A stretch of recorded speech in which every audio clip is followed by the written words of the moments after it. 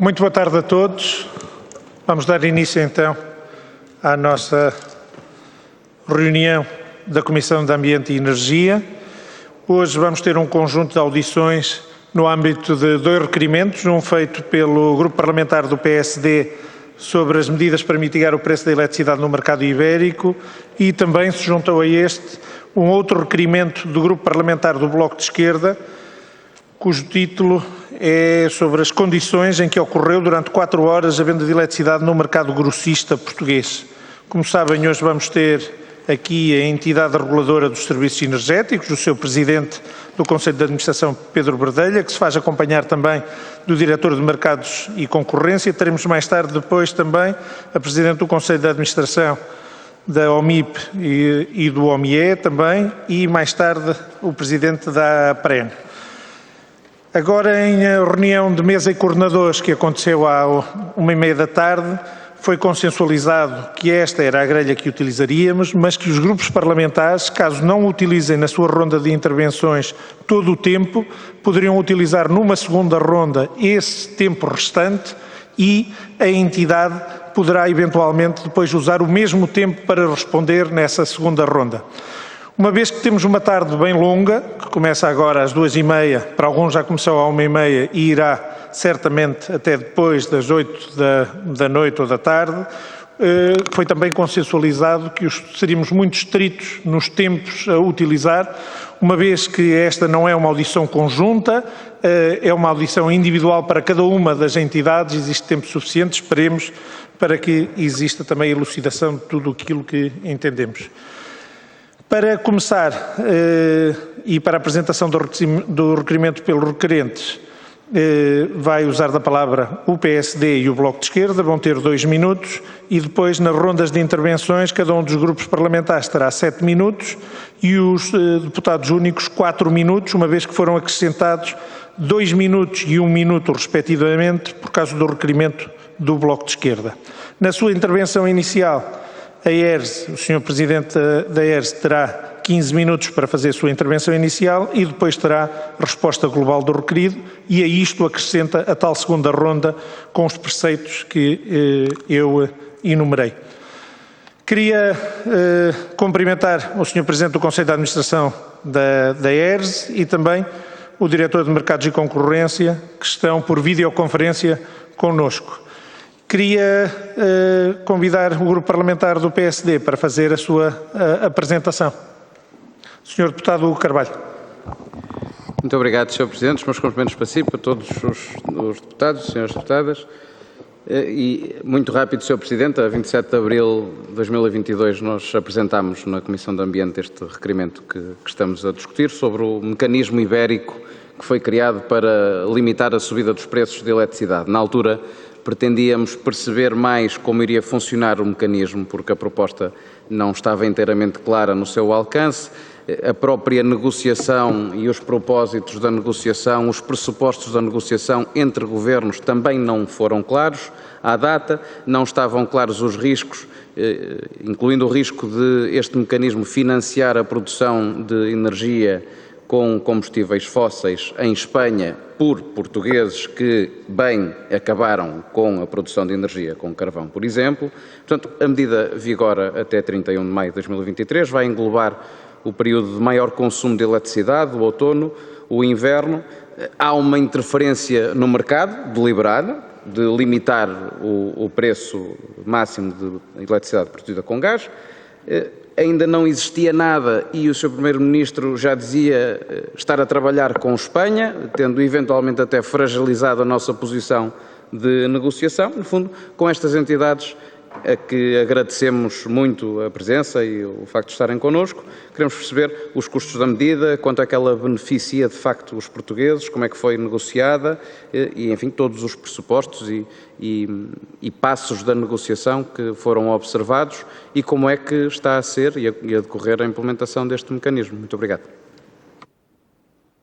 Muito obrigado, Sr. Deputado. E a dar a palavra agora também 2 minutos à senhora deputada do Bloco de Esquerda, Mariana Mortágua. Por favor. Muito obrigada, Sr. Presidente. Quero cumprimentar a ERS e os representantes da ERS.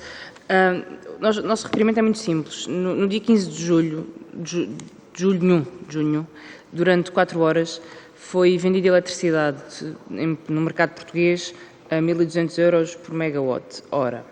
Este valor é 6 vezes o valor diário a que a eletricidade é vendida, não tem qualquer paralelo, quer nos valores médios de venda, quer no valor restabelecido no dia a seguir, quer nos valores médios no mercado espanhol e proporcionou lucros de 700 mil euros à empresa que vendeu esta eletricidade.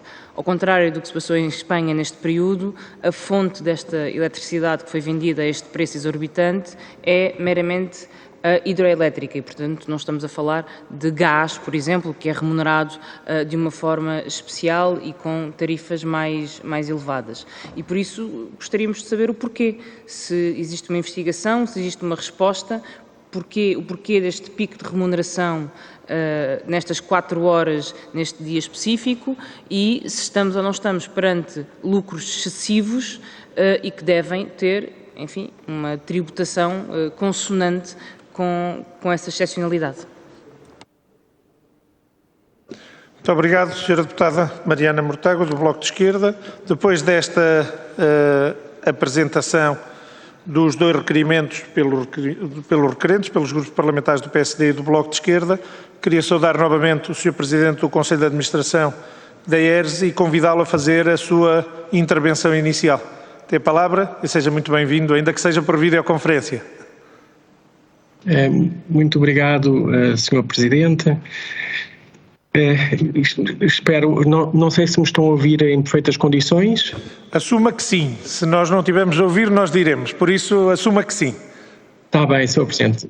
Muito obrigado. Boa tarde a todos, senhoras e senhores deputados.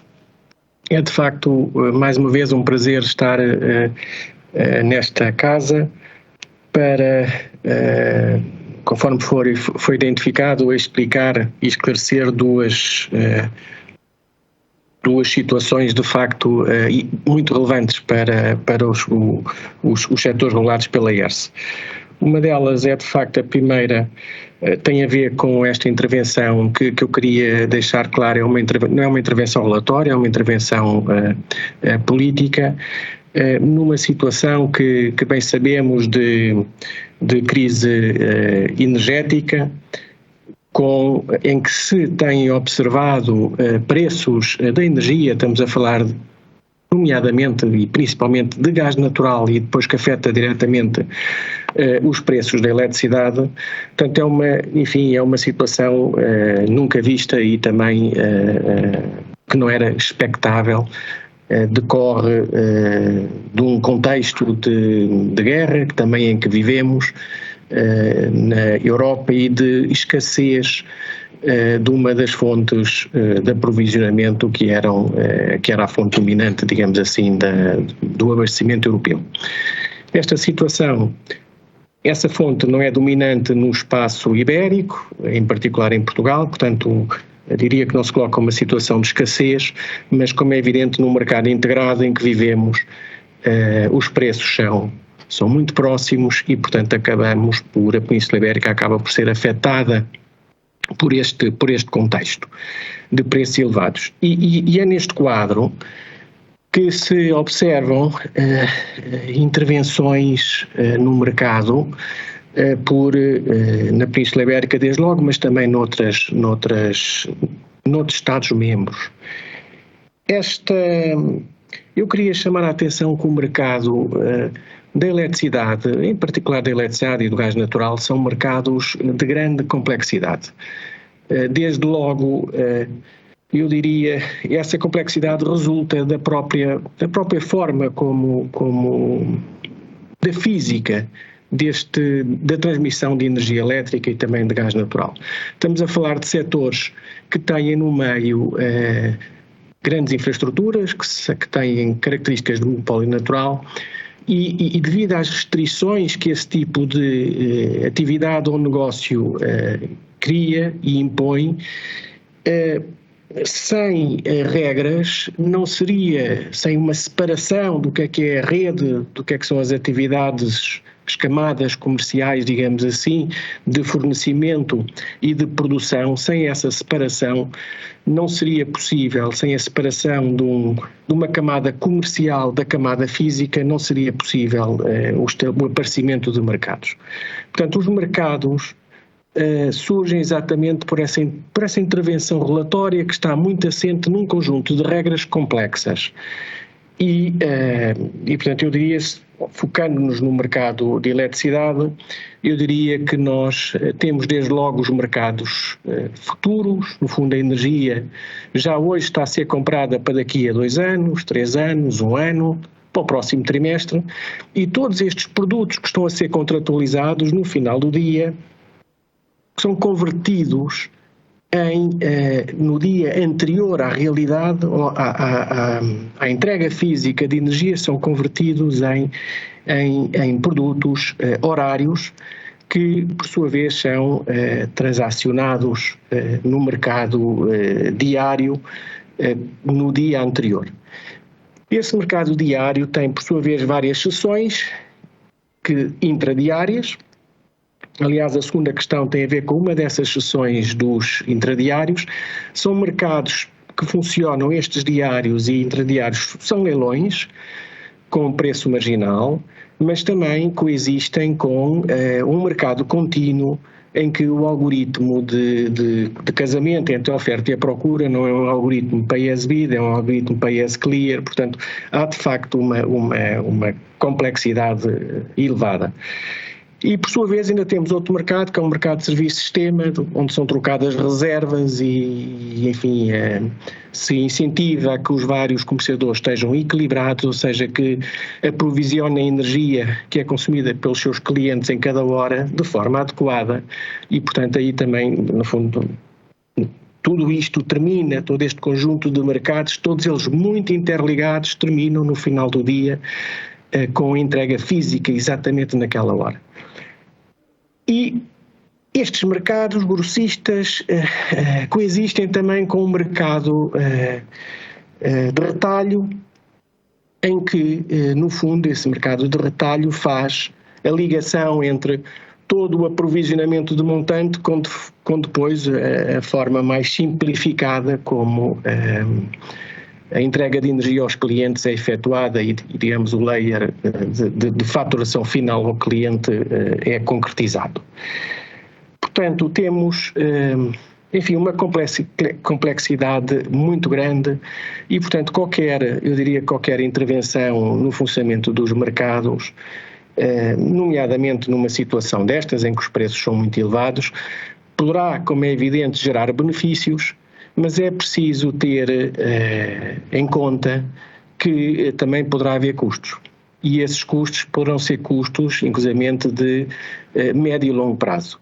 E, portanto, a calibração das intervenções nestes mercados grossistas deve ser feita de forma muito fina, de forma muito cuidada, cautelar e com proporcionalidade, por forma a garantir que os benefícios que de facto são recolhidos pela intervenção sejam superiores aos custos causados pela própria intervenção, desde logo custos também de transação, devido à complexidade que resulta da própria intervenção e que gera custos artificiais adicionais de transação. Portanto, esta proporcionalidade tem que ser acautelada por forma a garantir de facto que os consumidores beneficiam no final com este tipo de intervenções. Aqui os reguladores devem ter um papel importante, volto a dizer, estas intervenções são intervenções políticas, mas o regulador, no âmbito das suas obrigações de cooperação e porque conhece com muito detalhe toda esta complexidade, enfim, deve, e a ERSE fez isto digamos, na aprovação desta medida pelo Governo, os reguladores, no âmbito da sua cooperação institucional, devem aconselhar, e isso aconteceu, no caso em particular, procurando minimizar os impactos negativos que resultam da própria intervenção. Eu diria que, neste caso concreto, quando observamos o modelo inicial que estava perspectivado, desde logo eram previstos 2 algoritmos no modelo inicial de fecho do mercado, o que seria muito complexo do ponto de vista até do funcionamento depois do mercado a prazo. Eu relembro que o mercado a prazo, a plataforma, funciona em Portugal e, portanto, a existência de 2 algoritmos era danosa para o próprio funcionamento do mercado a prazo, da sua liquidez, e é esse mercado a prazo que exatamente promove ou oferece aos vários agentes do mercado e clientes uma cobertura de risco adequada. Portanto, o que está aqui em causa é, de facto, necessidade de cobertura de risco. Portanto, a intervenção não poderia impactar no mercado a prazo. Portanto, esta foi uma das preocupações manifestadas pela ERSE, que ficou, digamos assim, ultrapassada no desenho final do mecanismo. Também importa referir que a Comissão Europeia teve aqui um papel importante, nomeadamente com a preocupação de minimizar o impacto na integração de mercados, na criação, que prejudicassem a criação do mercado interno da energia. Também apontar, referir a questão da mitigação dos efeitos distributivos. De facto, quando nós intervimos em termos de valor médio pode haver um benefício, mas importa que os efeitos distributivos associados a essa intervenção devem ser minimizados, de modo a garantir que não haja consumidores prejudicados pela própria intervenção. E este aspecto foi um aspecto fundamental, designadamente no que se refere aos contratos de preço fixo. No fundo, os contratos que têm preços fixos não beneficiam da intervenção no mercado, não, porque o preço já foi negociado antes da intervenção. E, portanto, importa que estes comercializadores e estes clientes não sejam chamados a pagar o que se designou por custo do ajustamento, ou seja, a pagar a subsidiação que é atribuída às centrais de ciclo combinado. E este aspecto era um aspecto muito relevante, em particular para Portugal, onde, comparativamente com Espanha, o hedging, a cobertura de risco de preço é superior e, portanto, com esta situação, evitava-se que houvesse uma distribuição, um efeito distributivo global entre Portugal e Espanha. E, portanto, este assunto também foi tido em consideração, portanto, foi um dos pontos que a ERSE aconselhou que fosse melhorado e diria também que a natureza diferente dos CURs em Portugal e em Espanha, em que a comercialização do último recurso em Espanha está totalmente indexada, as tarifas reguladas totalmente indexadas ao spot, e essa não é a situação em Portugal, e portanto haveria que também reconhecer isso e ajustar o mecanismo para essa situação, o que também foi tido em conta. Pronto, eu diria que deste exercício enfim, a intervenção inicial foi aperfeiçoada. Também a contribuição da ERSE, digamos assim, não se esgotou aqui, e eu gostaria de valorizar a ação da ERSE ao nível dos esclarecimentos prestados a todos os agentes de mercado. Nós tivemos imensas interações para explicar, de facto, quais eram as consequências, como é que as coisas deviam ser feitas, na parte dos detalhes da operação, do reporting de quantidades que teve que ser feita por todos os comercializadores, um tema complexo de quantidades de preço firme, portanto isentos do pagamento do tal custo do ajuste e também a questão da supervisão. Estamos a falar de algo novo que tem que ser supervisionado, desde logo na determinação do montante do subsídio, o ajuste do custo, na aplicação das isenções e bem como, e este tema é muito importante, na repercussão nas faturas dos clientes dos custos do ajustamento. Portanto, é um tema que estamos a acompanhar e que é fundamental para proteger os consumidores que não beneficiam deste mecanismo, portanto não têm que suportar o custo do ajuste, mas garantir também que os que beneficiam, como é evidente, pois serão esses que têm contratos indexados e que beneficiam da intervenção que terão que suportar este custo do ajustamento. Também queria referir que, de facto, a situação que vivenciamos é complexa a nível de preços muito elevados da energia, de eletricidade e gás natural, e a IERS tem, desde o princípio e de forma ativa, adotando uma regulação dinâmica, tem, intervido, aperfeiçoado regras de modo a proteger os interesses dos consumidores, dos próprios agentes de mercado, minimizando risco sistémico associado a insolvências que se observam noutros países, noutros Estados-membros. E eu referia aqui algumas delas, nomeadamente o acionamento do fornecimento supletivo de eletricidade e gás natural, permitir que isto pudesse ser feito antes de uma situação de crise, de insolvência do comercializador, para minimizar o risco sistémico e proteger os consumidores que não têm culpa nenhuma destas situações, proteger os consumidores nesse processo. A revisão do regime de garantias também, reduzindo o período de acerto de contas para minimizar, por um lado, novamente o risco sistémico e, por outro lado, o valor económico das garantias a prestar pelos vários agentes de mercado.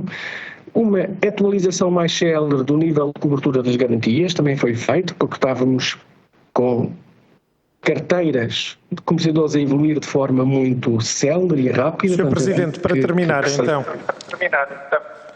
Muito bem. Sr. Presidente, também referir a fixação de tarifas, que eu acho que foi instrumental, desde logo, e estamos a falar de vários exercícios tarifários, em que, utilizando os mecanismos tarifários que existem, embebidos no próprio setor, nomeadamente os associados ao sobrecusto da produção em regime especial, o sobrecusto dos CAIs, as questões também de receitas adicionais do fundo ambiental. Todos estes mecanismos têm contribuído para reduzir substancialmente as tarifas de acesso às redes e, por essa via, mitigar o impacto desta crise de preços nos consumidores. Estamos a falar de variações. Muito obrigado, Sr. Presidente. Vamos mesmo ter que terminar. Já passaram uns 15 minutos e vai ter que terminar. Depois terá a oportunidade também de responder às perguntas dos diversos grupos parlamentares. Só queria, Sr. Presidente, apresentar dois valores. Nós, em janeiro de 22, tivemos uma redução de tarifas de acesso às redes para mata-AT e média tensão de 94%.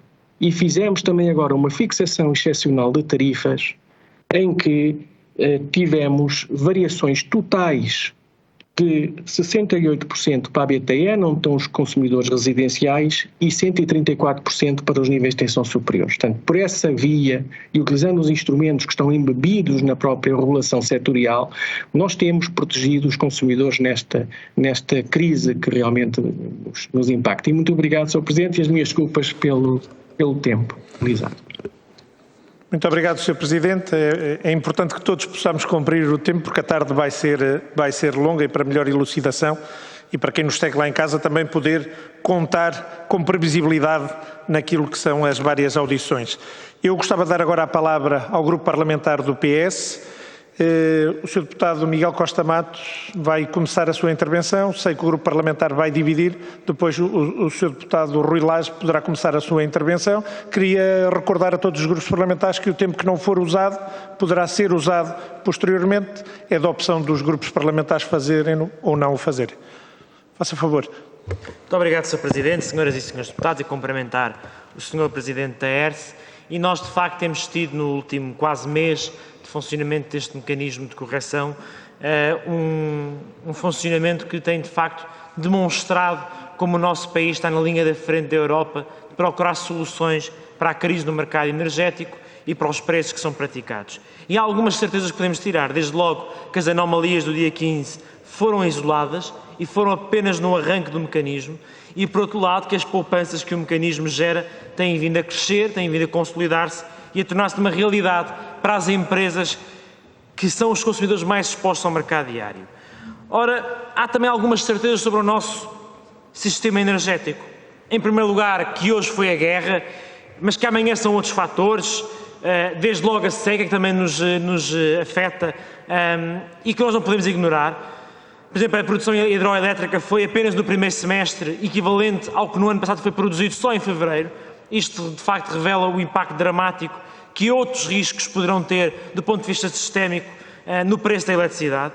E, em segundo lugar, que as alterações climáticas exigem cada vez mais que se descarbonize e o impacto que isso pode ter no sentido de gerar também eletricidade mais económica, mais abundante, com a capacidade de tornar o nosso país também mais competitivo em algumas indústrias que são intensivas em energia. E aqui é patente o resultado em Espanha, que com o sucesso do investimento solar tem já conseguido exportar bastante energia para Portugal e como os leilões que foram feitos em Portugal poderão trazer no futuro um bom alívio para as famílias e para as empresas no preço da eletricidade. E, portanto, a pergunta que lhe tinha para si nesta nossa primeira intervenção do Grupo Parlamentar do PS é como é que é a perspectiva de médio e longo prazo deste mecanismo do ponto de vista da sua sustentabilidade. Porque nós vamos ter cada vez mais este tipo de divergência entre os preços de diferentes fontes de energia e será relevante perceber se isto faz sentido para o futuro. Não temos um mercado diário todo alocado ao preço do último kilowatt, que pode ser com um preço muito divergente dos primeiros kilowatts renováveis, se apenas com melhores interligações vamos conseguir resolver este problema, se bem que o mercado ibérico ainda não está com divergências do ponto de vista do preço, embora depois com França exista de facto, este seja o principal motivo para a existência deste mecanismo, e a necessidade de conseguirmos concretizar maior investimento do ponto de vista das renováveis e de descarbonizarmos mais o nosso sistema. Porque, de facto, uma coisa é clara, no curto prazo estamos a conseguir responder à emergência nos preços com este mecanismo, mas apenas poderemos fazê-lo de forma sustentável, se conseguirmos preparar a transformação do nosso sistema energético. Muito obrigado. Faça favor, Sr. Deputado Rui Lage. Não está ligado. Não está ligado, peço desculpa. Obrigado, Sr. Presidente. Cumprimento as senhoras e senhores deputados, Sr. Presidente da ERSE. Bom, em complemento um pouco ao que foi aqui dito pelo Sr. Deputado Miguel Matos, eu queria dizer que nós estamos em presença de um mecanismo que é um mecanismo engenhoso e audacioso, e isso até tendo em conta uma certa indisposição e desconfiança que as exceções provocam junto das instituições europeias que zelam pelo cumprimento das regras da concorrência e pela coerência do mercado ibérico, e a verdade é que este mecanismo traz o aval e traz a caução da Comissão Europeia, desde logo da Sra. Vestager, que não é propriamente conhecida pela sua adesão ao intervencionismo estatal e à planificação económica. E, aliás, este mecanismo cria, no fundo, uma alternativa àquilo que tem acontecido noutros Estados-membros, que é a criação de uma sobretaxa, de um novo imposto, no fundo, mas com resultados que ficam bastante aquém da poupança que foi obtida em Portugal através deste mecanismo e que já vai em cerca de 18% em termos de média diária desde a sua estreia. E, portanto, este mecanismo, eu diria que consegue ao mesmo tempo travar o passo a lucros marginalistas excessivos, evita a criação de um novo imposto e impõe o desejado e ambicionado limite aos preços, que já tiveram uma redução de 18%, como acabei de dizer. Mas nós achamos, obviamente, que o mecanismo, como de resto o mercado ibérico no seu conjunto, deve inspirar a confiança junto dos cidadãos e dos consumidores, e é por isso imprescindível também dissipar dúvidas de que possa haver aqui algum lugar a um jogo especulativo perante uma situação que é tão difícil para tantas empresas e para tantas famílias, e o PS está empenhado em clarificar essa situação, mas não está menos empenhado, de facto, em destacar a originalidade e a ousadia deste mecanismo, que é bom para o país. E nós até perguntamos, na perspectiva da ERSE, se, sendo bom para o país e para a Península Ibérica, ele não pode vir a ser, a prazo, bom para a Europa no seu conjunto. E, portanto, gostaríamos de obter uma opinião sobre a perspectiva da ERSE quanto à exemplaridade e ao potencial deste mecanismo ser exportável para outros países da União Europeia como solução transitória, evidentemente, não só enquanto dura a invasão da Ucrânia, e nós não sabemos quanto tempo é que vai durar a invasão da Ucrânia, mas inclusive enquanto a imprescindível progressão das energias renováveis não leva naturalmente a um decréscimo, a um declínio dos preços. E para já é só. Obrigado, Sr. Presidente. Muito obrigado, Sr. Deputado. Queria dar a palavra agora ao Sr. Deputado Hugo Martins Carvalho, do Grupo Parlamentar do PSD. Muito obrigado, Sr. Presidente. Cumprimento o Sr. Dr. Pedro Verdelho. Mais uma vez, é um gosto estar aqui consigo. Eu queria começar por dar a oportunidade de nós fazermos também algo de política geral sobre preços de eletricidade e dar-lhe a oportunidade de nos confirmar que estas subidas que temos assistido desde 2021, se acontecem por causa das renováveis ou se, pelo contrário, as renováveis estão mesmo a contribuir para a descida de tarifas e até qual é o efeito das renováveis no cálculo dessas tarifas, ou se, por outro lado, a existência de centrais a carvão em Portugal iria permitir preços mais baixos ou aumentar a fatura, ainda agora reforçada pela repercussão deste mecanismo. Acho que é importante nós fazermos aproveitarmos estas oportunidades para referir a importância que as renováveis têm e que são a nossa solução para baixar preços de eletricidade.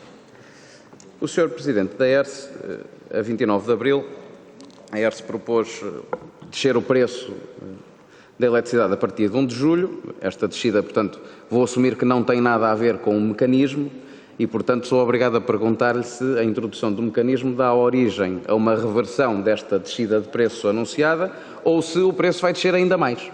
E se vai descer ainda mais, quanto é que desce ainda mais e quando é que desce ainda mais? É também do conhecimento geral, na imprensa espanhola, que este mecanismo foi proposto pelo OMIE ao governo espanhol. Eu queria perguntar-lhe muito diretamente, e é muito importante esta pergunta, se a ERSE foi envolvida na gênese deste mecanismo, do desenho deste mecanismo. Pelo que percebi das suas palavras, a ERSE entrou numa fase muito posterior, muito adiantada e, nas suas palavras, para minimizar os efeitos negativos do que estava desenhado. Portanto, dá a ideia que nós fomos atrás de uma coisa mal desenhada e que a ERSE entra numa fase posterior. Eu queria perceber, do conhecimento que tem, que a ERSE tem, em que é que o OMIE participou, se entrou de início, se foi o OMIE a propor este mecanismo, se foi o governo espanhol a pedir ao OMIE que o propusesse. Eu gostava de perceber, no fundo, qual foi o papel da ERSE, em que momento, a partir de quando, no fundo, e como é que especificamente defendeu os consumidores portugueses. Outra coisa que queria aproveitar para lhe perguntar, até porque tem um percurso longo na regulação, é que o Governo tem, de facto, e ainda agora o Partido Socialista fez referência a isto, o Governo tem vindo a divulgar que o custo atual da energia, adicionado ao custo deste mecanismo, é inferior ao que eu vou chamar, entre aspas, o preço sem mecanismo.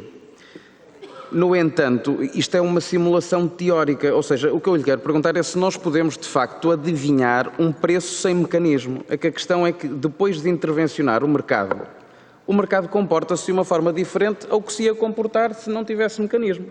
E, portanto, eu queria lhe perguntar se há base científica para nós especularmos um preço do que seria o preço da energia se não tivesse sido feita esta medida e se isto tem alguma validade, porque isto é altamente especulativo, na minha opinião. É criado com base em teses, em hipóteses. E, portanto, como é que nós podemos dizer que se poupa com o mecanismo se nós estamos a inventar o preço que seria se o mecanismo não existisse? Eu queria perguntar-lhe muito diretamente se isto tem alguma validade científica, porque a única validade científica que nós temos é que nós pagamos um subsídio ao gás e ao carvão em Espanha e que, Sr. Deputado Rui Lage, já estamos a exportar a medida eventualmente para a França, porque os franceses já estão também a beneficiar dos nossos subsídios.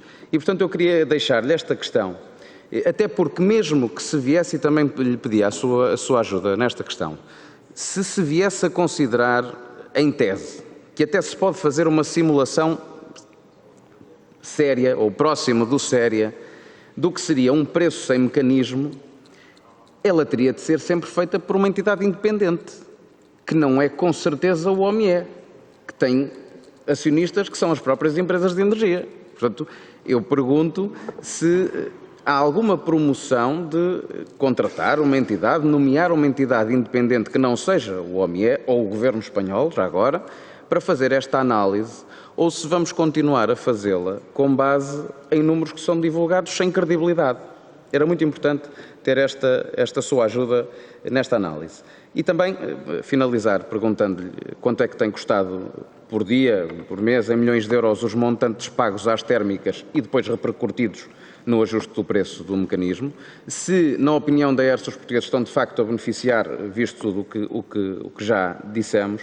E queria também aproveitar um bocadinho de tempo, visto que não teve tempo suficiente para também abordar o requerimento do Bloco de Esquerda, de lhe perguntar se de facto a ERSE está a investigar este incidente, quem é que beneficiou destes preços, se a REN pode vir a ser multada, muito concretamente, e no fundo se tem monitorizado a independência da REN dos seus acionistas, no fundo se tem monitorizado a integridade do processo que temos visto de continuada aquisição de empresas geradoras de energia no espaço ibérico por parte de acionistas chineses e se há relatórios dessa monitorização, porque depois, de facto, acontecem casos destes lamentáveis e que já não é a primeira vez que acontecem, em dezembro do ano passado também aconteceram e que nós gostávamos de perceber em que ponto está a investigação que a ERSE tem feito nesta matéria. Muito obrigado, Sr. Presidente.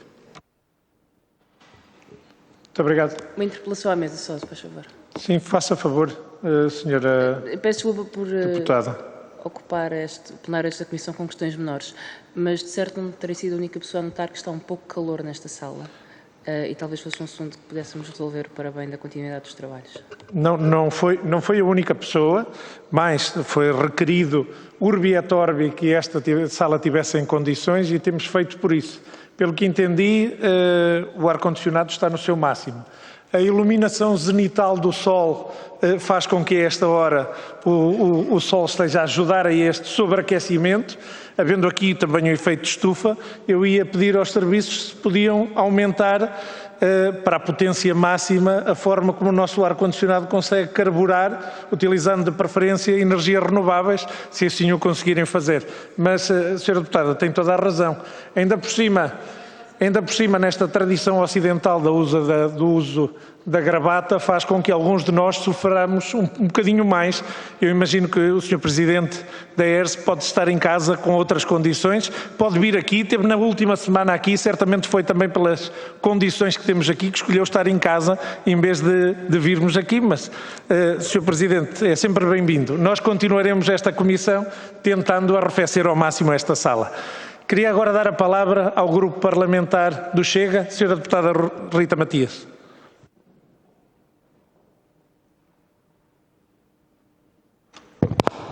Muito obrigada, Sr. Presidente. Começo por cumprimentar uma vez mais o Sr. Presidente da Entidade Reguladora dos Serviços Energéticos e começava por dizer que, de facto, por parte da Comissão Europeia existe a indicação de que Espanha e Portugal devem tomar medidas proporcionadas e temporárias para fazer face aos níveis excepcionalmente elevados dos preços da eletricidade e que se deve garantir que se mantenham e até se incentivem os mecanismos para a transição sustentável de energia sem restrições, aliás, aos fluxos transfronteiriços. O Chega considera fulcral que este mecanismo tenha implícito um maior investimento ecológico em termos ibéricos, visando naturalmente uma maior autonomia estratégica. A descarbonização tornou-se um imperativo geopolítico para Portugal e para a Espanha, pelo que consideramos que ambos devem pugnar por incrementar, aliás, o financiamento em recursos energéticos endógenos, porque temos a certeza que, objetivando a neutralidade climática, poderemos alcançar o objetivo da segurança energética. Posto isto, trago-lhe duas questões concretas. Em março deste ano, a ERSE propôs medidas extraordinárias que passam por controlar os preços do gás, tendo em conta o contexto atual de aumentos agravado pela guerra na Ucrânia, não é? Será que essas medidas correspondem a este mecanismo de entendimento? Melhor, considera que será por esta via, e citando o que a ERSE propõe em se adotar medidas na esfera do mercado organizado de gás que potenciem a liquidez e a profundidade da negociação? A segunda questão. Está garantido que a adoção deste mecanismo não vai promover um adiamento ou mesmo a não aplicação de investimentos na resposta à crise climática, como, por exemplo, com a produção em Espanha de energia elétrica a partir de fontes energéticas não renováveis? E reforçando a questão que já foi colocada também pelo Partido Social Democrata e segundo o requerimento também do Bloco de Esquerda, não posso deixar de perguntar relativamente à ocorrência na noite de 15 de junho.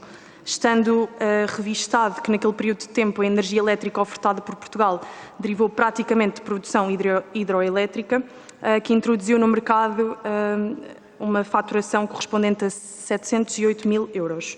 Sendo que este valor é muito superior aos 106 mil que normalmente renderia o preço médio, o que se traduz num lucro acima dos 600 mil euros. A pergunta que se coloca é apenas uma: a que é que se ficou a dever efetivamente esta ocorrência? Muito obrigada. Muito obrigado, Sra. Deputada. Queria dar agora a palavra ao Sr. Deputado Bernardo Blanco, da Iniciativa Liberal.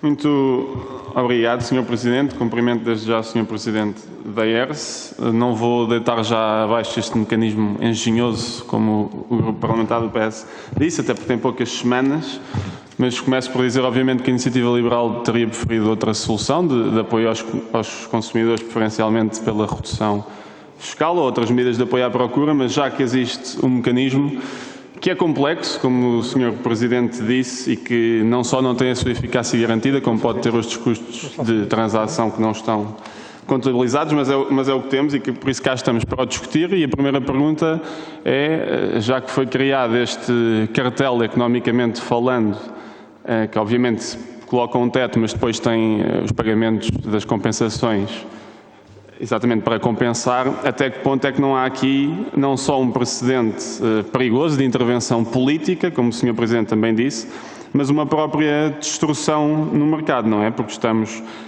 basicamente a subsidiar a eletricidade produzida através de gás natural e em detrimento de outras, como as energias renováveis, como já foi aqui falado.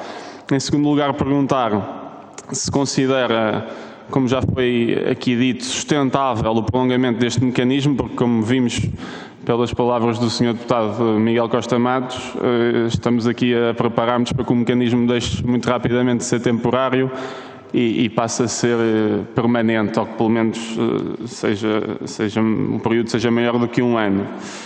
E, em terceiro lugar, se o mecanismo está preparado para lidar com grandes choques na procura, que obviamente podem fazer disparar as compensações. E era sobre isso mesmo, sobre as compensações, que gostaria ainda de fazer algumas perguntas. Eu tenho visto muitos títulos na imprensa sobre as eventuais poupanças, 10%, 15%, nós não vemos nada sobre o custo das compensações. E já que há contas e simulações que, como já foi aqui dito pelo Sr. Deputado Carvalho, têm alguns conflitos de interesse e estamos a comparar com algo que não existe, é literalmente uma simulação, então também que se faça as simulações de quanto é que até ao fim do ano isto irá custar. E sobre o próprio método de pagamento das compensações, eu ainda não percebi bem como é que ocorre. E o próprio decreto-lei, que foi feito à pressa e é 1/10 do espanhol, não é claro como é que esse pagamento é feito. Queria ainda fazer algumas perguntas relativamente ao pico de preços a 15 de junho, do requerimento do Bloco de Esquerda.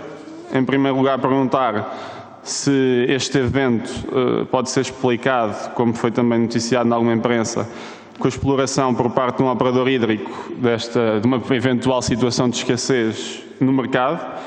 E aqui perguntar à ERSE que recomendações é que tem, caso isto se verifique, para mitigar esta vulnerabilidade e se tem algum conhecimento que foi uma posição de abuso dominante, digamos assim. Nesse sentido, caso isso se confirme, se depois procedeu então à cooperação exigida com a Autoridade da Concorrência.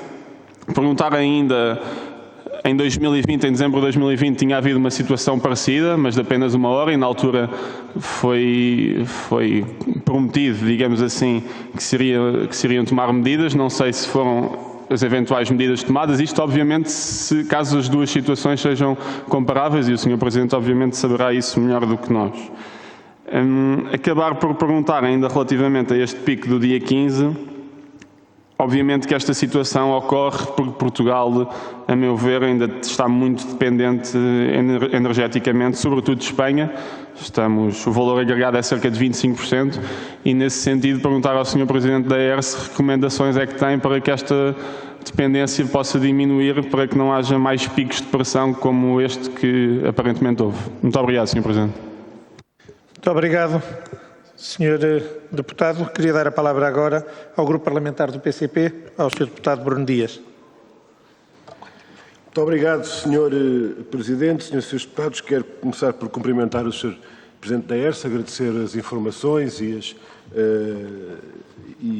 as referências que partilha com esta Comissão Parlamentar.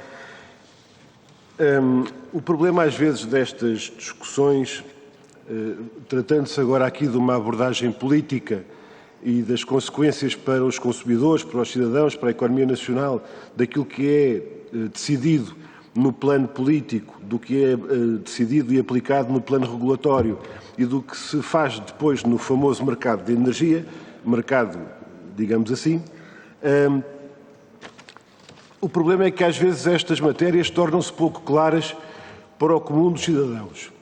E então, quando a gente começa a falar em mercados marginalistas e em leilões marginalistas e os preços do gás ou da eletricidade produzida a partir da fonte de gás natural e das outras ofertas e das tarifas que daí resultam, eu julgo que isto podia, de uma forma mais simples, ser traduzido assim. Na caldeirada usa-se o tamboril, a tramelga, a raia, as batatas, a cebola e depois, se no fim disto tudo alguém quiser estragar a caldeirada com um bocadinho de caviar, pagamos as batatas e as cebolas e o tamboril tudo ao preço do caviar. É o que está a acontecer com este mercado. É o que está a acontecer com esta coisa marginalista, no fundo, é a gente pagar tudo pelo mais caro. Estamos a falar, naturalmente, de mercados grossistas. Porque depois para o consumidor nem sabe da missa à metade, nem calcula o que é que isto deu até chegar à conta da luz. Mas o que é certo é que o problema de fundo que faz com que esta situação tenha acontecido continua a ser do domínio pelo capital privado e monopolista sobre um setor estratégico como é o da energia, acompanhado por um mecanismo de formação de preços puramente especulativo e desenhado para maximizar os lucros, ou se quisermos as rendas, das multinacionais do setor. Ora bem, esta lógica não se alterou com as medidas do Governo. Essas medidas foram, digamos assim, mitigadas na componente da subsidiação relativamente às poupanças que no mercado grossista depois resultam, a tal poupança média de 18%, que já aqui foi falada, mas a pergunta não pode deixar de ser feita: quem é que paga? Porque, salvo erro, julgo que é a própria ERSE que indica, e o Governo também tinha dado conta de que o custo previsto para, na prática, subsidiar o gás natural na produção de eletricidade é de 2,1 mil milhões de euros e vai ser suportado pelo Sistema Elétrico Nacional até março de 2023. E, portanto, a pergunta que se coloca é se isto depois não vai dar a volta e vai parar ao mesmo sítio, que é a conta da luz. Ou seja, se vão ser os consumidores finais, na prática é isso que acontece sempre que há custos que são interiorizados, ou como é que os senhores dizem, endogeneizados pelo Sistema Elétrico Nacional, isto depois de trocado em miúdos significa que vai parar à conta da luz, geralmente dos consumidores domésticos. A fatia de leão costuma até ir parar aí. Ora, a ERSE justifica a medida com uma devolução antecipada aos consumidores de benefícios superiores aos inicialmente previstos no diferencial de custos com a produção em regime especial, PRE, e com os contratos de aquisição de energia, bem como de receitas adicionais dos leilões de emissão de gases com efeitos de estufa, e isto aparece no comunicado de 29 de abril da ERSE sobre o contexto de grande volatilidade em relação a esta matéria. O que me parece mais ou menos claro, no meio disto tudo, é que as eletroprodutoras não vão ser beliscadas nas suas margens. Ou estou enganado? Agradecia que nos ajudasse a compreender isto. Ou seja, há uma diminuição de um fator de produção que é o gás natural, em relação ao seu custo, no mercado grossista. Essa subsidiação do gás natural permite uma redução do preço do mercado grossista. Esse custo é compensado por uma subsidiação de 2,1 mil milhões de euros, que é interiorizado pelo sistema, endogeneizado pelo Sistema Elétrico Nacional. E, portanto, vai parar aos consumidores. E a minha pergunta é, então, e os grupos económicos, como é que é? É só para saber se vai haver aqui ou não uma situação ainda mais escandalosa, em que o PS dizia há pouco que não é preciso nenhuma sobretaxa, não é preciso nenhum imposto extraordinário, não é preciso nenhuma medida do ponto de vista fiscal sobre as grandes empresas do setor energético, não é necessário porque há esta diminuição do custo. Quem é que vai pagar a diminuição do custo? Os mesmos que iam pagar o custo na mesma. Pronto, e isso levanta aqui interessantes conclusões no plano político.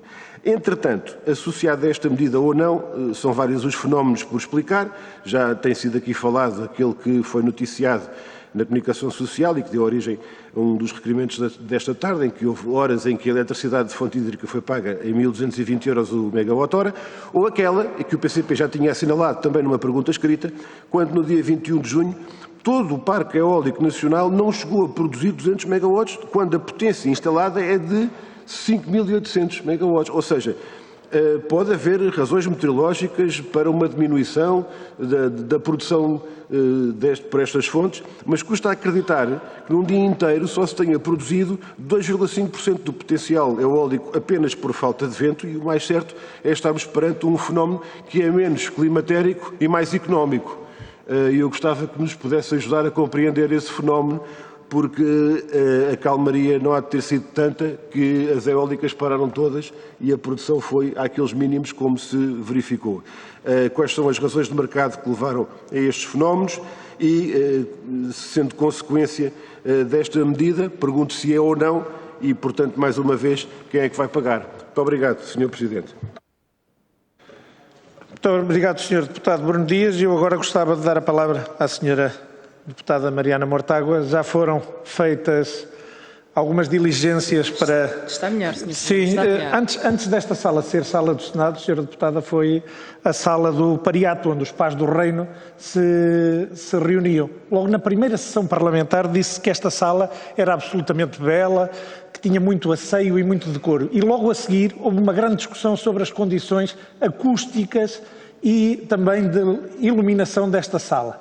E, entretanto, 3 anos depois foi instalado um sistema absolutamente único e inovador de aquecimento e de refrigeração e, basicamente, o ar-condicionado está instalado nesse sistema. Mas tínhamos esquecido hoje de uma coisa, de abrir as grelhas. As grelhas foram abertas e, por isso, a sala vai ficar muito mais fresca a partir desse momento. O que eu ia dizer é que o sistema de aquecimento estava a funcionar muito bem, mas...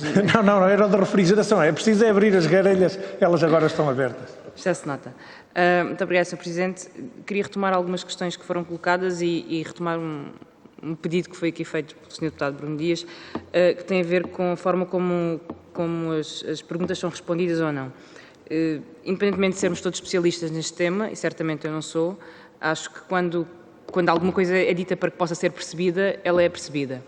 E quando é dita para que não possa ser percebida, ela é dita para que não possa ser percebida. E eu, sinceramente, confesso que tive alguma dificuldade em compreender toda a resposta do Sr. Presidente da ERSE, porque, enfim, temo que ela não tenha sido construída para ser percebida. Pelo menos para alguém que está a colocar aqui questões políticas importantes e não para discutir pormenores técnicos, e peço que me compreenda esta crítica. Ela não é apenas isto, é um pedido para que possamos ter a discussão em termos que possam incluir quem aqui faz um debate político sobre estes temas e não necessariamente com a especificidade técnica que nem todos temos ao mesmo nível e enfim, nem todos temos de ter também. Eu reforçava a questão que coloquei e para a qual ainda não tive resposta, que é o que é que motiva aquele pico do preço da hídrica durante 4 horas em Portugal, porque ele não tem paralelo no mercado internacional, não tem paralelo no mercado ibérico e nem nos preços praticados em Portugal, quer antes, quer depois. Mas, não tendo paralelo, produziu lucros muito avultados para quem estava a fornecer essa energia hídrica. E por isso era muito importante compreender como é que se explica esse pico de preço, a que é que se devem esses sobrelucros e se estamos a falar de sobrelucros ou não estamos a falar de sobrelucros. E a mesma questão pode ser colocada relativamente a este mecanismo ibérico, que agora foi encontrado e apresentado aos consumidores como uma grande poupança na fatura de eletricidade e que veremos se não vai mais uma vez, dar tudo ao mesmo, porque é verdade que a remuneração do gás é mantida, ela deixa de influenciar, uma parte dela deixa de influenciar o preço da hídrica, que até agora era pago ao preço do gás, que era muito mais caro. Acontece que há aqui dois problemas. O primeiro é que mantém-se a sobre-remuneração da hídrica. O preço de tabela que foi estabelecido para a hídrica continua a ser um preço que é várias vezes aquele que era no passado e, portanto, o sistema continua a sobre-remunerar a hídrica e continuam a existir lucros excessivos no sistema. O segundo problema é que os produtores de eletricidade vão ser compensados pelo gás que importam e o custo desse gás importado vai parar ao sistema elétrico, é como quem diz, vai parar à dívida tarifária. Pode sentir-se mais ou menos por causa de outros fatores, mas nas contas do déficit tarifário a cada ano, este custo de subsidiação do gás vai pesar como um fator que influencia o aumento do preço aos consumidores. Pode ser mitigado com outros fatores que fazem com que ele deixe, mas este custo está lá. E por isso era importante que depois de tantos debates e também tanta propaganda que foi feita sobre esta medida, estes dois pontos ficassem claros. Em primeiro lugar, continua a haver uma sobre-remuneração da energia hídrica que é produzida e, em segundo lugar, que uma parte dos custos deste mecanismo que dizem respeito à subsidiação do gás vão voltar para o sistema elétrico, que é responsabilidade dos consumidores e de mais ninguém. E que, portanto, se vão repercutir de uma forma mais ou menos mitigada no preço da eletricidade, levando a aumentos ou impedindo diminuições mais acrescidas do preço da eletricidade ao consumo. Muito obrigado, Sra. Deputada. Queria dar agora a palavra ao Sr. Deputado do LIVRE. Queria só... Sim. Não, eu sei que está aí, Sr. Deputado. Estava só a certificar que a Sra. Deputada do PAN não estava presente na sala. Sr. Deputado Rui Tavares, por favor. Tem 4 minutos para a sua intervenção. Muito obrigado. Queria agradecer, portanto, ao Sr. Presidente da ERSE pela sua presença aqui, pela intervenção inicial, embora, tal como outros deputados e deputadas, devo admitir também que não a consegui entender toda e isso, desde logo, é um problema político, porque é suposto que tenhamos na ERSE uma interface entre a complexidade dos sistemas e a capacidade, que aliás está prevista nos estatutos, de promover o bem público, e um bem público também é a compreensão das políticas de regulação neste domínio. No fundo, aqui as dúvidas que tenho têm a ver com se o dito pico nos preços de produção de energia elétrica, ou melhor, de venda da energia elétrica, no dia 15 de junho, está diretamente ligado ou não com a entrada em vigor da exceção ibérica dentro do mercado europeu, nessa altura também. Se tem a ver de forma direta, ou seja, se é alguma espécie de consequência colateral involuntária da entrada em vigor desse regime, ou de forma indireta, se é uma tentativa de adaptação dos produtores e dos fornecedores, no sentido de ou tirarem partido ou, inclusive, até perturbarem a entrada em funcionamento dessa exceção ibérica. E evidentemente que é difícil ter uma resposta direta a esta pergunta, mas vamos colocar um cenário. Vamos colocar um cenário de ter havido, por exemplo, cartelização ou fixação de preços entre fornecedores nessa altura. Caso tivesse havido, não estou a dizer que houve, mas caso tivesse havido, ou caso houvesse indícios fortes de que assim fosse, qual é que seria o papel normal da ERSE numa situação dessas? Tem instrumentos próprios para reagir perante um cenário desses por si só, ou tem obrigações legais de encaminhar suspeitas que tenha para entidades públicas, nomeadamente judiciais? Gostava mesmo só de perceber, em tese, em cenário, se uma coisa dessas acontece, qual é que é o papel a desempenhar pela ERSE numa situação hipotética ou real como a que mencionei. Em segundo lugar, e tendo a ver com a entrada em vigor desta exceção Europeia. O vosso trabalho mudou no dia-a-dia desde que ela entrou em vigor? Se sim, em que termos? Ou seja, o que é que muda na atividade cotidiana da ERSE desde que entra em vigor esta exceção ibérica, portanto, no mercado energético europeu? E na medida em que, presumo que, passado algumas semanas de entrada em vigor desta exceção, já existem alguns ensinamentos prévios, quais é que conseguiria resumir? Qual é que seria, no fundo, o primeiro e principal ensinamento a extrair da entrada em vigor deste regime diferenciado para a Península Ibérica? Caso seja necessário a ERSE, e dentro desta, ou seja, primeiras impressões, primeiros ensinamentos, do que é que a ERSE sente falta, se sente falta de alguma coisa, para poder acompanhar este regime especial para a Península Ibérica, o que é que seria necessário neste momento à ERSE para funcionar melhor e cumprir melhor com, enfim, os objetivos públicos que foram fixados à entidade reguladora pela lei. Muito obrigado. Muito obrigado, Sr. Deputado. E agora convidava o Sr. Presidente da ERSE a usar de 25 minutos para a resposta global às várias intervenções feitas pelos grupos parlamentares e pelo Sr. Deputado Único do LIVRE. Faça favor, Sr. Presidente. Muito obrigado, Sr. Presidente e senhoras e senhores deputados. Eu não estou em casa, se estivesse em casa, aliás, se estivesse em casa, naturalmente estaria no Parlamento. Portanto, não estou no Parlamento porque, de facto, é-me impossível. Portanto, estou ausente de Lisboa e, portanto, é por isso que me é impossível ir, de facto, aí e prestar os esclarecimentos todos que são devidos, com clareza. Esse é o meu objetivo aos seus deputados.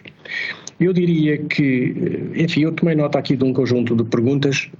Eu ia começar por explicar o que se passou no famoso dia 15 de junho. Não tive tempo na minha intervenção inicial para explicar esta situação. Concentrei-me no mecanismo e na explicação do mecanismo.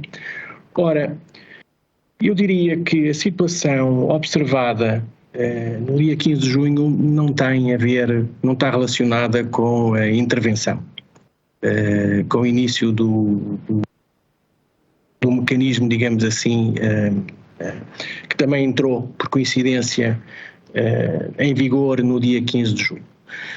E, conforme referi, nós temos um mercado diário com grande liquidez, que no fundo nesse mercado diário é transacionada, é vendida e comprada energia para o dia seguinte, e depois temos vários mercados intradiários que permitem aos agentes de mercado, comprar energia que não têm, que tinham vendido, mas que não têm e, portanto, têm que substituir o facto de terem comprado, ou, do lado da procura, também ajustar as necessidades da sua carteira de consumos sucessivamente até à última sessão do intradiário. Este problema surgiu na segunda sessão do mercado intradiário. Esta segunda sessão do mercado intradiário, ela é uma sessão que surge às 15 horas de cada dia. E nessa sessão é vendida e comprada energia para as últimas 4 horas desse dia e bem como as 24 horas do dia seguinte. A situação ocorreu exatamente nas últimas 4 horas desse dia. Portanto, foram trocas que no fundo acaba por ser, apesar de ser a segunda sessão intradiária, acaba por ser a última sessão, a última possibilidade que os agentes de mercado têm para comprar ou vender energia de substituição para aquele dia mesmo, o dia em que estamos. Portanto, volto a repetir, portanto, é uma sessão às 17 horas, em que é vendida e comprada energia para as últimas 4 horas desse dia. E o que se passou Portanto, é habitualmente uma sessão com muito pouca liquidez. Portanto, as quantidades de energia trocadas são de facto menores. E o que se verificou foi, enfim, uma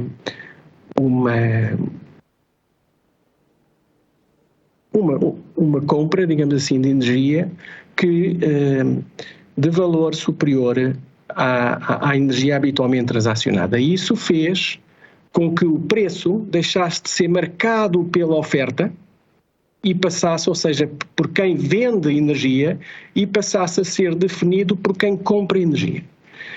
E resultou os tais 1.200 euros por megawatt-hora, numa situação também em que não havia capacidade de interligação e, portanto, não foi possível dar resposta, digamos, a essa satisfação. Houve separação de mercado naquelas horas e o preço verificado foi esse.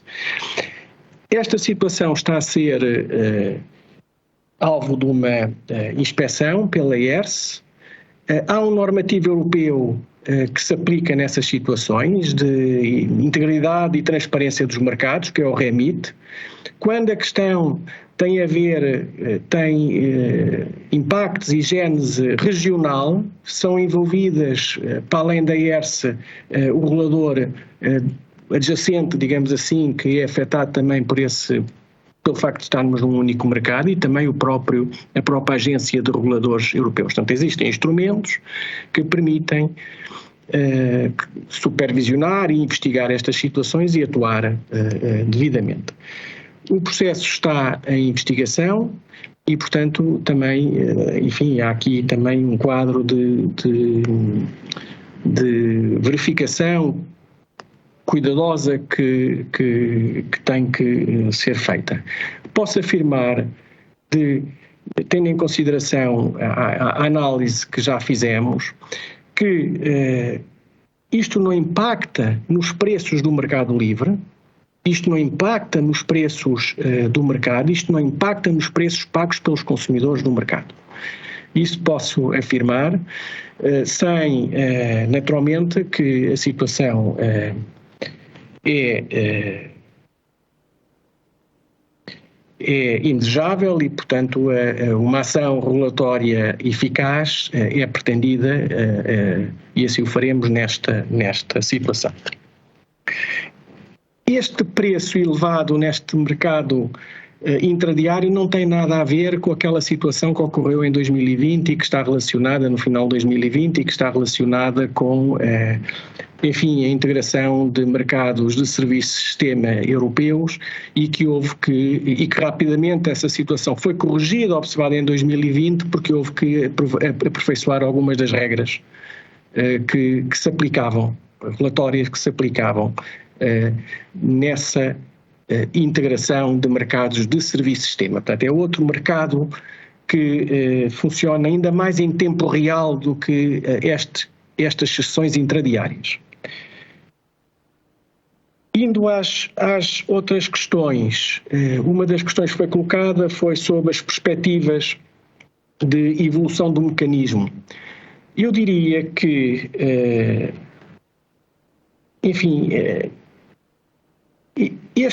o resultado deste mecanismo será tanto mais favorável quanto menor forem as quantidades de combustíveis fósseis que forem queimadas para produzir energia elétrica, neste caso de gás natural, e também quanto maior for a procura que está dependente do preço formado no mercado, ou seja, a procura com indexação ao mercado, a procura que não está isenta.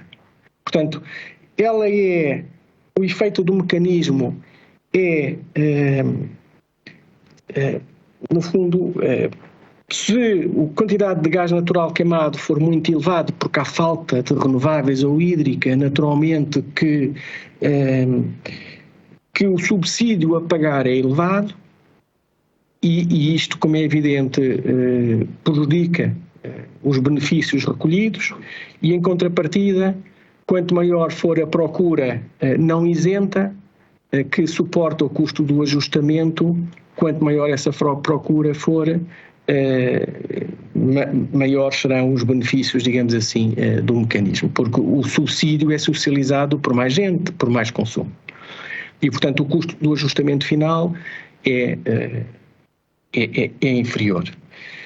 Eu diria que, à medida que nos aproximamos do final do ano, com expectativas de haver mais energia renovável, menor será o subsídio expectável. E, à medida também que nos aproximamos do final do ano, maior é a procura não isenta e, portanto, também maior serão os benefícios do mecanismo. Portanto, eu diria que à medida que nos afastamos, portanto, no final do ano, eu diria que à partida os benefícios recolhidos pela aplicação deste mecanismo tenderão a aumentar. A intervenção é audaciosa, conforme foi referido, porque eu diria que as intervenções que estão a ser feitas, eu classificava-as em dois tipos de intervenções. Umas funcionam na margem do mercado, tentam resolver problemas no mercado, mas numa perspectiva de margem, de fronteira, e outras e esta do mecanismo ibérico, eu penso que tem este cariz, que é diferente de outras situações, é que vai diretamente ao cerne do funcionamento da máquina, que é o mercado diário, portanto vai diretamente ao coração e, portanto, daí a sua...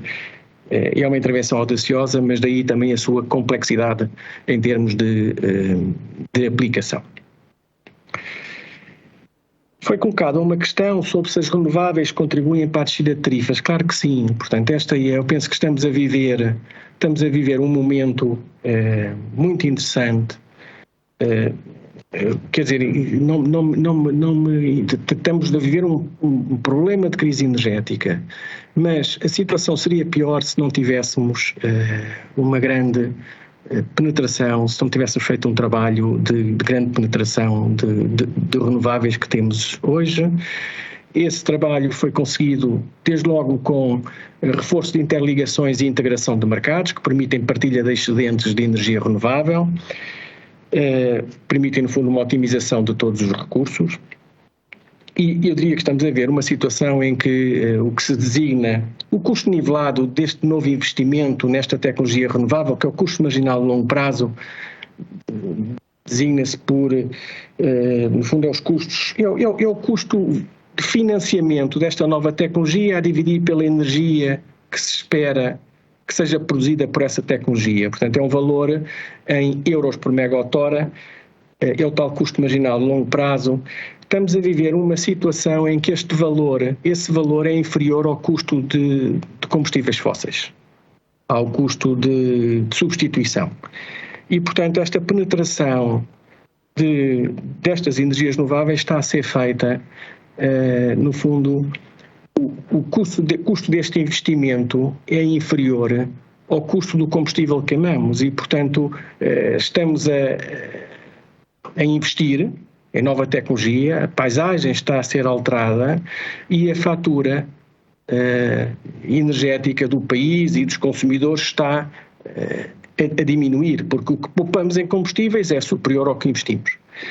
E, portanto, eu diria que é uma situação interessante, importante e, portanto, naturalmente, portanto, as renováveis contribuíram seguramente para uma descida das tarifas neste contexto, designadamente na situação em que vivemos, e por alguma razão se vê que os preços marginais dos mercados de futuros e mesmo do mercado diário, custo marginal de curto prazo, o preço marginal de curto prazo é inferior ao que se observa noutros mercados regionais europeus, por causa exatamente deste investimento que foi feito em geração renovável.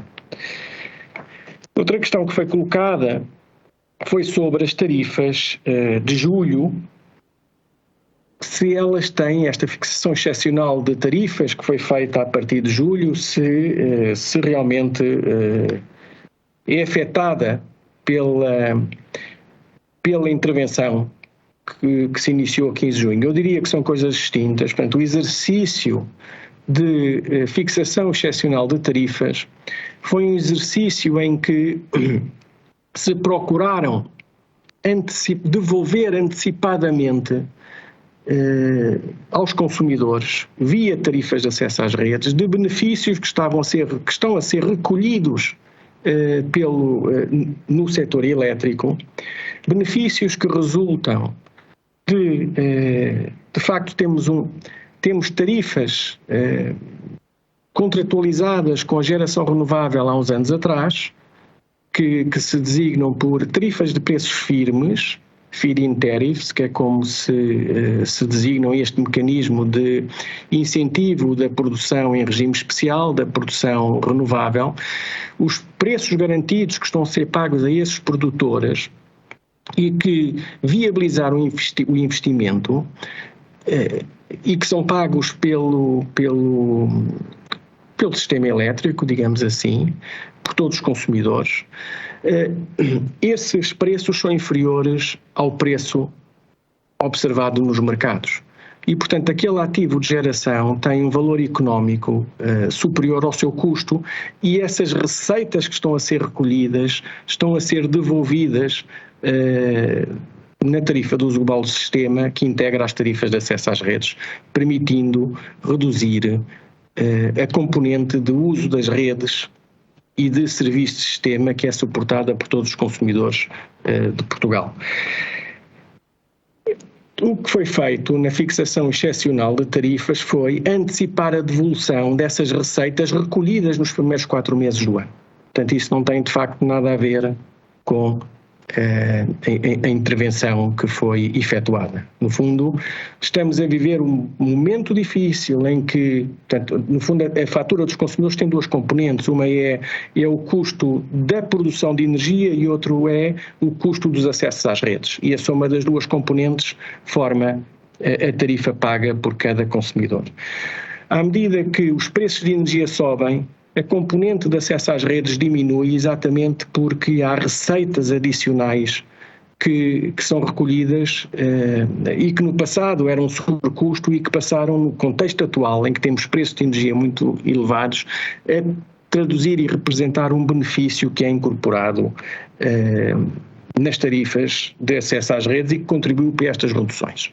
Portanto, em julho, nós procuramos sincronizar, digamos assim, os benefícios nos acessos às redes, recolhidos nos acessos às redes, com o impacto económico desta subida enorme de preços da componente de energia que se tem vindo a observar. Outra questão que foi referida tem a ver com enfim, se estes subsídios e se esta intervenção impacta nas tarifas de acesso às redes e, portanto, será paga e estes subsídios estão agora a ser atribuídos, houve essa preocupação de saber se eles serão pagos por todos os consumidores no futuro e inclusivamente, se impactarão na dívida tarifária do futuro. Ora, a resposta é não. O subsídio que é pago no âmbito deste mecanismo de intervenção, o subsídio que está a ser pago em cada dia às centrais de gás natural, ele é suportado pelos consumidores que têm preços indexados ao mercado spot. De facto, são esses consumidores que beneficiam da intervenção, porque, e isso vê-se, o preço observado no espaço ibérico tem sido muito inferior ao observado nos mercados adjacentes europeus e, portanto, esses consumidores com preços indexados estão, e nomeadamente também os consumidores que observam renovação de contratos, esses consumidores estão, e à medida que as coberturas de risco, de preço vão terminando, a nova contratação é feita com base em preços que estão a ser observados no mercado e que, devido à intervenção, reduziram-se. E, portanto, são esses consumidores exatamente que beneficiam da intervenção que suportam o subsídio.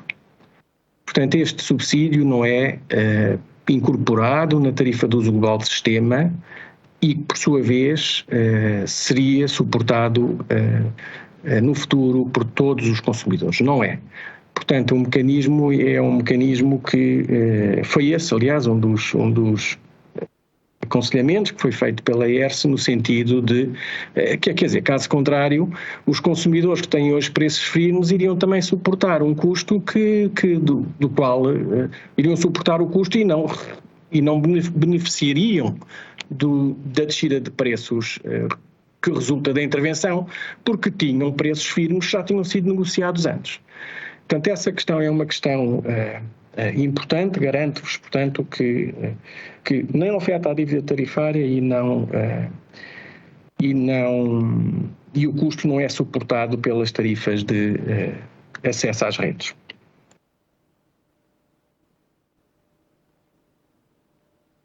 Foi também referido, enfim, o setor do gás natural. A ERSE de facto fez uma consulta pública sobre um conjunto de medidas para o gás natural.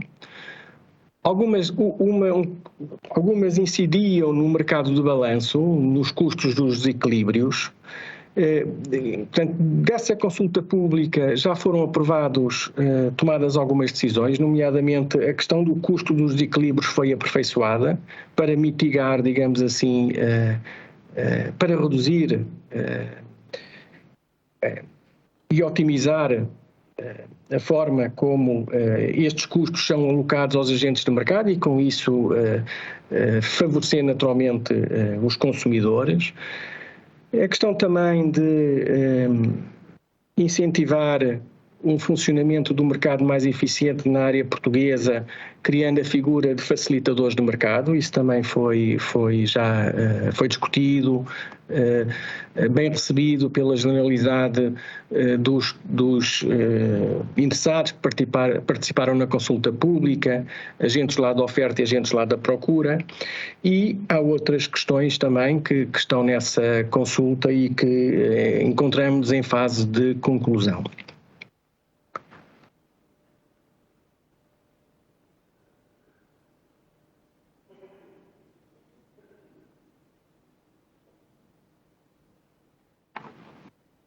Enfim,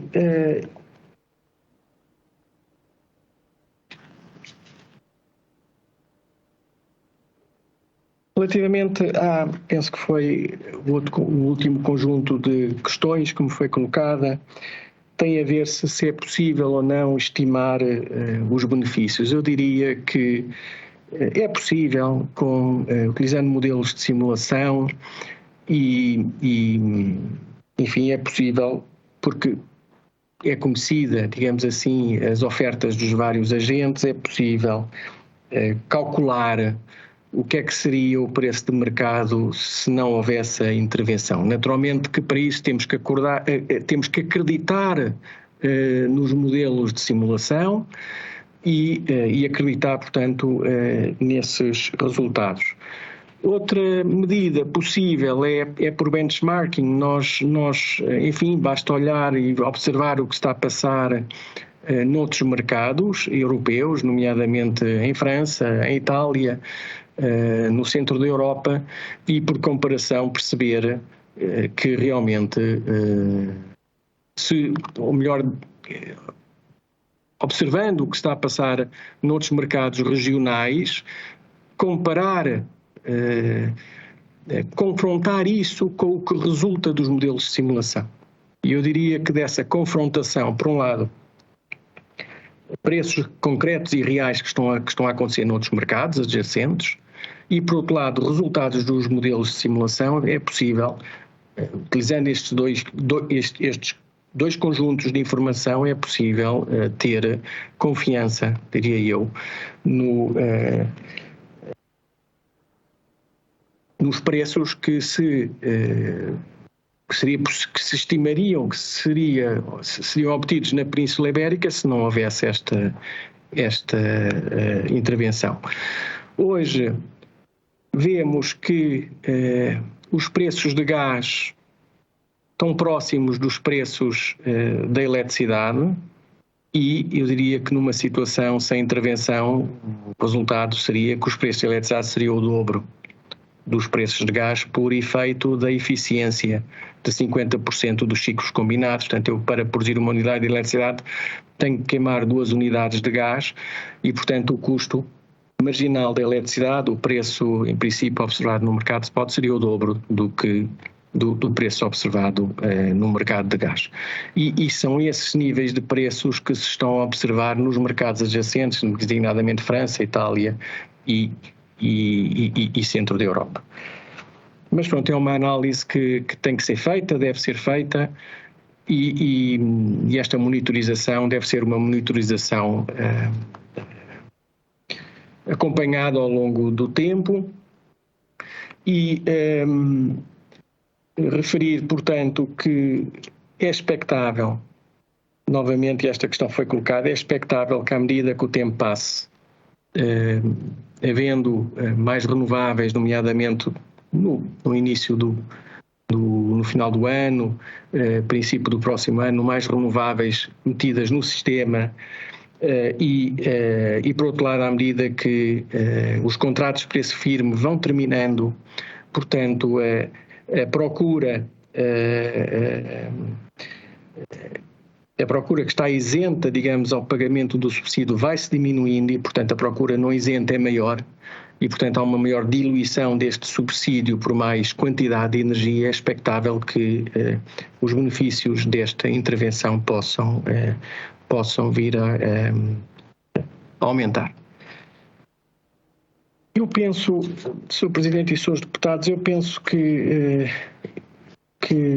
enfim, tratei de todas as questões que me foram colocadas. Sr. Presidente, acabou agora mesmo o tempo que tinha alocado, por isso o que eu ia fazer agora, Sr. Presidente, agradecendo-lhe esta ronda de resposta, uma resposta global, e tal como estava acordado na reunião de mesa e coordenadores, os grupos parlamentares e deputados únicos que pretenderem poderão utilizar o tempo restante para fazerem a intervenção. O grupo parlamentar do PS tem 1 minuto e meio para fazer a sua intervenção agora e depois darei igual tempo numa resposta global em que somarei os tempos que forem utilizados ao Sr. Presidente da ERSE. Muito obrigado. Sr. Deputado, faça favor. Muito obrigado, Sr. Presidente, e queria agradecer também ao Presidente da ERSE pelos esclarecimentos que prestou e que de facto mostram que este é um mecanismo que está a funcionar e de facto é de bradar aos céus que a oposição está num desnorte tal que vem para aqui completamente tentar desmontar e desfazer os méritos deste mecanismo que tem vindo a poupar muito dinheiro às empresas, aos consumidores de eletricidade no nosso país, perante uma situação tão dramática. É só vermos que o PSD recorre à necessidade de falar de os diferentes organismos que estiveram envolvidos na criação deste mecanismo para tentar roubar o mérito da criação deste mecanismo ao Governo da República, quando o Governo da República está a investir, e bem, bastante dos seus recursos, no sentido de aliviar aquele que é os impactos da crise energética para as empresas e para os consumidores do mercado energético. Nós vemos depois, no lado da nossa esquerda, enfim, certos partidos nem falam do impacto da guerra no aumento do preço da energia. Do Bloco de Esquerda, que estamos a ouvir falar da transição justa, mas afinal, quando nós falamos de baixar os preços que neste momento são tão elevados e que as pessoas precisam do alívio nos custos da energia, afinal já estão muito preocupados de como é que isto se vai pagar. Mas na verdade este é um mecanismo que nesta altura alivia as pessoas, que certamente vai precisar de se pagar, mas numa altura de emergência energética não deixamos ninguém para trás e asseguramos que a transição energética sim é justa, que aqueles que são os preços mais caros do gás, dos combustíveis fósseis nesta altura, não vão afetar desmedidamente os custos da eletricidade para todos os consumidores. Muito obrigado. Muito obrigado, Sr. Deputado. Usa 1 minuto e meio e agora queria dar a palavra ao Sr. Deputado Hugo Martins Carvalho, que tem menos tempo, mas queria lhe dar a palavra também agora para esta segunda ronda. Faça favor, Sr. Deputado. Muito obrigado, Sr. Presidente. Eu ia gastar pouco desse tempo a fazer o que eu sei que tenho que fazer na Assembleia da República e que vou continuar a fazer na Assembleia da República, que é perguntas. Se eu quisesse vir acriticamente, de olhos tapados, dizer que sim ao Governo, não vinha para aqui. E penso que o Sr. Deputado Miguel Costa Matos também não o faria. E eu não vim desvirtuar coisa nenhuma, eu vim perguntar em que pressupostos é que é feita uma negociação que é anunciada pelo Primeiro-Ministro em Espanha e que depois anda toda a gente a correr a ver se minimiza os impactos do que estava desenhado. Antes de entrar a ERSE, já estava o Sr. Primeiro-Ministro a dizer que tinha grandes virtudes e teve que ir a ERSE, como já percebeu aqui hoje, minimizar o que estava mal desenhado. Portanto, é muito útil que se faça escrutínio e é para isso que eu cá estou e não vou deixar de o fazer. Portanto, essa pequena liçãozinha de moral em que gastou o seu tempo é mesmo inútil. Eu queria só recordar ao Sr. Presidente da ERSE o favor de me responder a duas questões que talvez tenha ficado por responder, que é em que fase é que a ERSE entra ou é chamada e por quem para desenhar o mecanismo, se é pelo OMS, se é pelo Governo, enfim, isto ficou por esclarecer. E o Sr. Presidente da ERSE diz que é possível estimar o que eu chamei há pouco o preço sem mecanismo, entre aspas, e que acredita que é possível estimar. O que eu lhe pergunto é se acredita nos que estão estimados ou se estimava outros. Muito obrigado. Muito obrigado, Sr. Deputado. Queria perguntar ao Sr. Deputado do PCP se queria utilizar, tem 24 segundos, Sr. Deputado. Muito obrigado, Sr. Presidente. Eu queria perceber melhor qual é este universo de consumidores que vai suportar os custos desta medida. O Sr. Presidente da ERSE mencionou que estamos a tratar dos consumidores que têm as tarifas indexadas ao mercado spot. Eu queria perguntar quantos são e queria perguntar se os novos contratos de fornecimento de energia também vão entrar para esse universo à medida que vão sendo firmados. Ou seja, a questão muito objetiva de quem é que paga isto, porque até agora o senhor disse que não vai para as tarifas de acesso às redes. Mas então vai exatamente para onde? Isto é 2,1 mil milhões de euros a dividir por quem? Muito obrigado. Muito obrigado, Sr. Deputado. Queria dar agora a palavra à Sra. Deputada Mariana Mortágua, do Bloco de Esquerda. Muito obrigado, Sr. Presidente. Sr. Presidente, é só para responder ao deputado Miguel Costa Matos, porque só quer saber que o preço vai baixar já e não quer saber quem paga. Ora, quem paga é precisamente a pergunta que devemos fazer para saber se a transição é justa ou não é justa. É precisamente quem paga.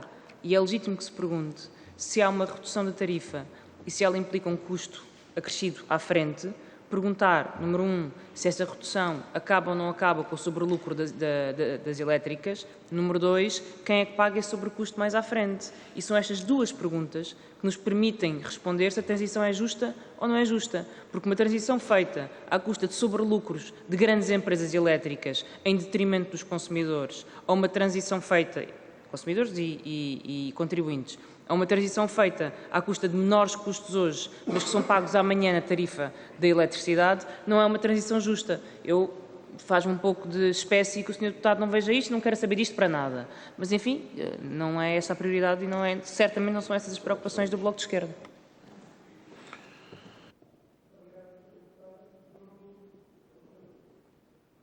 Muito obrigado, Sra. Deputada. E, por último, o Sr. Deputado Rui Tavares, que tem 4 segundos para a sua intervenção. Que são suficientes, obrigado, Sr. Presidente, para voltar a perguntar que mecanismos corretivos é que a ERSE tem no caso de ter indícios fortes de fixação de preços. Pode ter escapado, mas creio que essa resposta não foi dada. Tem mecanismos corretivos internos, avança com a informação de que tem esses indícios para o Ministério Público, para quem, como é que se processa no caso de achar que está a haver uma manipulação do mercado por parte de fornecedores, produtores, intermediários, etc. Muito obrigado.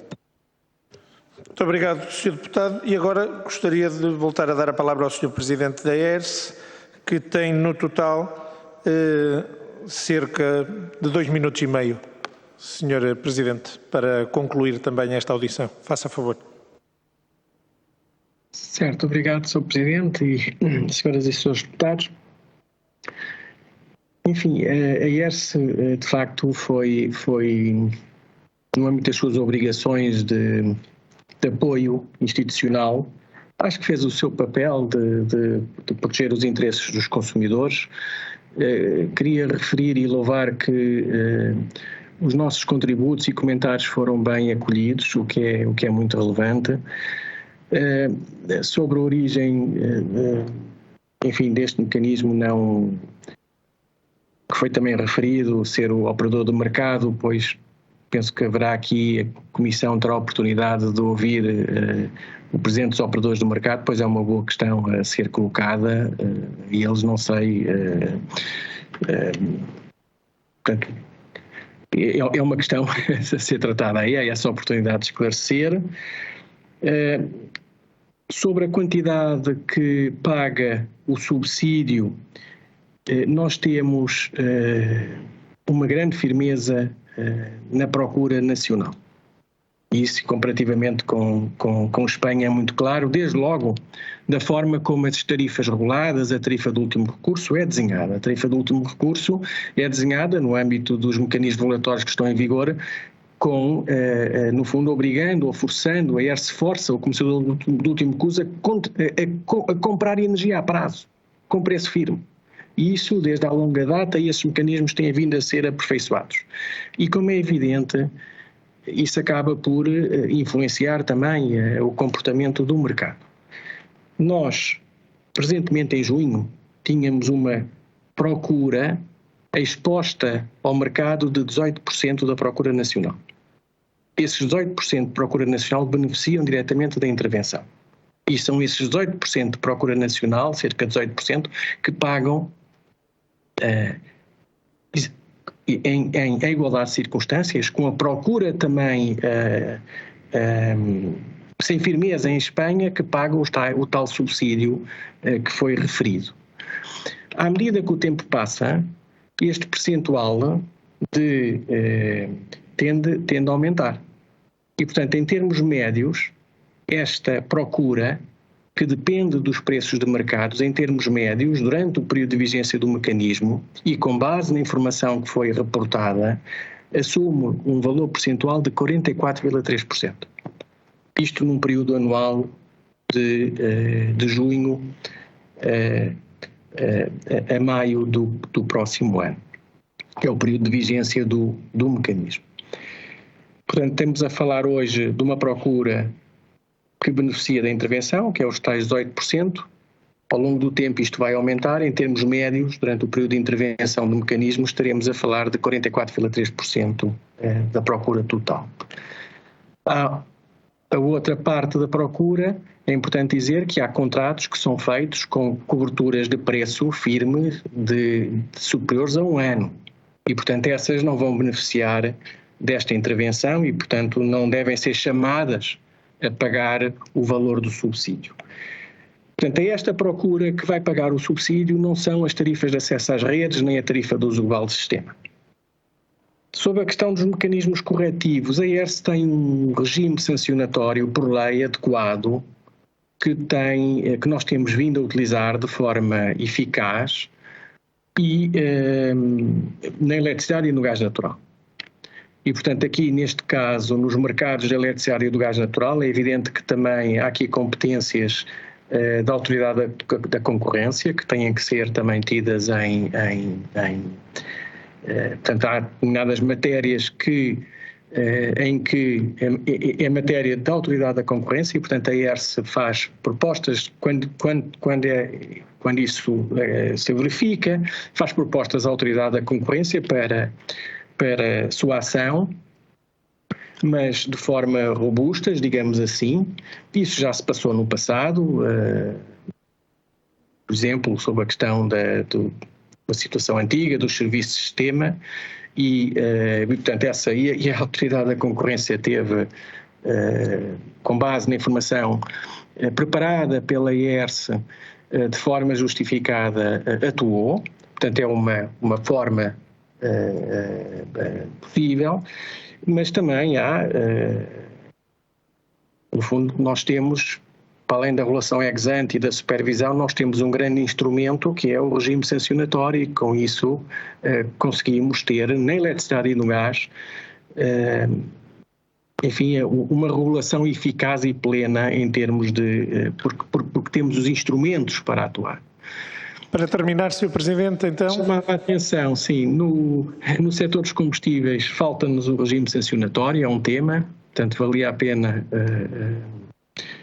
reforçar esse aspecto, que tem que ser, que é um aspecto de lei, mas que relativamente ao setor da eletricidade e do gás natural, diria que as competências são plenas e, portanto, temos que fazer o nosso papel, o nosso trabalho, estamos a investigar essa situação e naturalmente, iremos atuar e em breve haverá, concluído o processo, haverá naturalmente transparência na forma e na caracterização de tudo que se passou.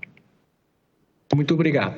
Muito obrigado, Sr. Presidente Pedro Bardelho, e queria agradecer também ao Diretor de Mercados e Concorrência da ERSE, Eduardo Teixeira, que também estava connosco, e agradecer-lhes pelos esclarecimentos, agradecer a todos os grupos parlamentares e interromper aqui os trabalhos. Daqui a 10 minutos começaremos a próxima audição desta tarde de audições. Essa audição será com a Presidente do Conselho de Administração da OMIP e da OME, doutora Carmen Becerril, e será presencial. Até já, temos 10 minutos então de interrupção agora.